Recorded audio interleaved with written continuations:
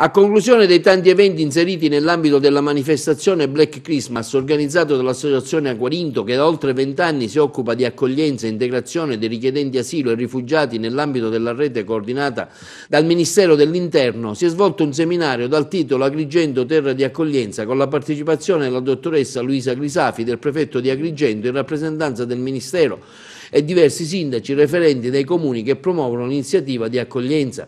Sono stati assegnati i riconoscimenti della quinta edizione del premio Sicily for Immigration. I riconoscimenti sono andati targhi a referenti progetti dei vari comuni, il ragionier Vincenzo Falauto, il ragionier Renato Volpe, l'architetto Giuseppe Vella, l'architetto Raimondo Taribi, la dottoressa Franca Mondello, la dottoressa Viviana Panarisi.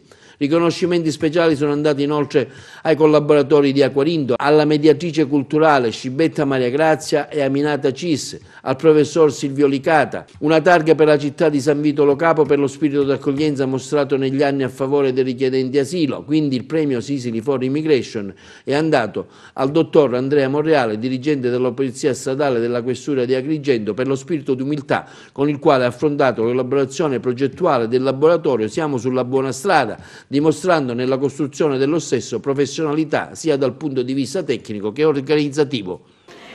Un convegno su Agrigento, città dell'accoglienza, che si inquadra nell'ambito dei festeggiamenti per il Black Christmas, e la Prefettura di Agrigento svolge un ruolo strategico proprio nel campo dell'accoglienza.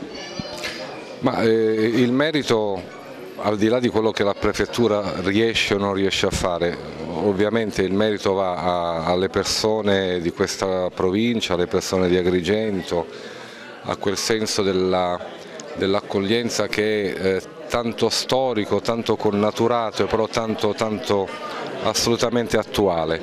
Anche questa iniziativa dimostra ulteriormente che ci sono tanti modi per poter essere vicini ai problemi degli altri. In questo caso gli altri sono delle altre persone, degli altri fratelli che provengono da altre parti.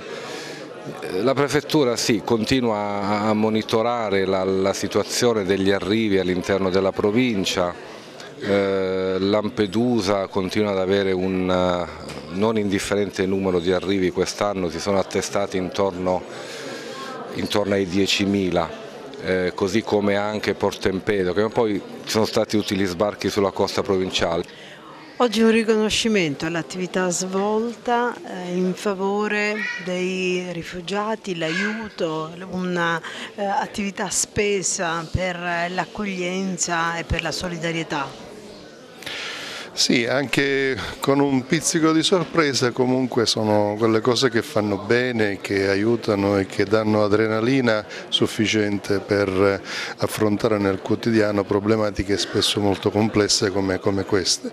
È chiaro che siamo impegnatissimi a fare, come dire, una promozione culturale su questo aspetto, perché tanto conta sul fatto di combattere quella paura che c'è nell'affrontare in realtà qualcosa che sembrerebbe ignoto e che invece noi quali siciliani, italiani, siciliani abbiamo da fare soltanto un attimino un punto sulla nostra storia e verificare se già nella metà del secolo scorso questa esperienza l'abbiamo in sostanza provata noi.